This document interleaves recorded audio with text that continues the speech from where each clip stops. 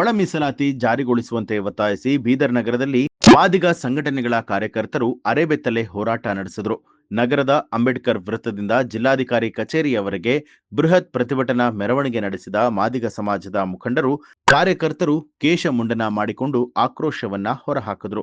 ಇದೇ ವೇಳೆ ಸುದ್ದಿಗಾರರೊಂದಿಗೆ ಮಾತನಾಡಿದ ಅವರು, ಒಳ ಮೀಸಲಾತಿ ಕುರಿತ ಸುಪ್ರೀಂ ಕೋರ್ಟ್ ಆದೇಶಕ್ಕೆ 1 ವರ್ಷ ಆಗಿದ್ದು, ರಾಜ್ಯ ಸರ್ಕಾರ ಇದುವರೆಗೂ ಕೂಡ ಮೀಸಲಾತಿಯನ್ನ ಜಾರಿ ಮಾಡಿಲ್ಲ. ಇನ್ನು 35 ವರ್ಷದಿಂದ ಮಾದಿಗರು ಹಕ್ಕಿಗಾಗಿ ಹೋರಾಟ ಮಾಡುತ್ತಾ ಬಂದಿದ್ದು, ಒಳ ಮೀಸಲಾತಿಗಾಗಿ ನಮ್ಮ ಪ್ರಾಣವನ್ನೇ ಕೊಡೋದಕ್ಕೆ ಸಿದ್ಧರಾಗಿದ್ದೇವೆ ಅಂತ ರಾಜ್ಯ ಸರ್ಕಾರದ ವಿರುದ್ಧ ಆಕ್ರೋಶ ಹೊರಹಾಕಿದ್ರು.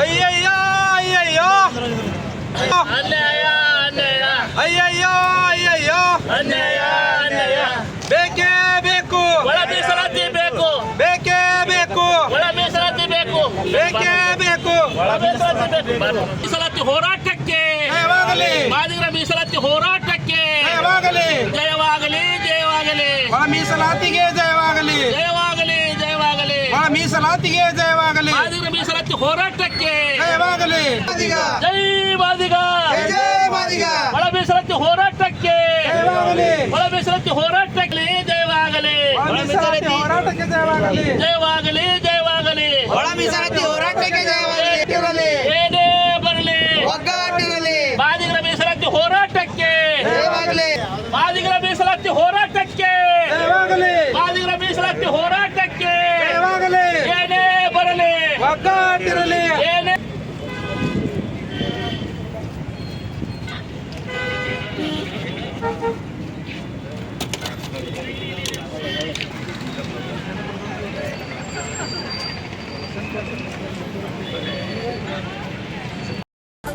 ನ್ಯೂಸ್ ಅಲರ್ಟ್ ನಿಮ್ಮಿಂದ ನಿಮಗಾಗಿ.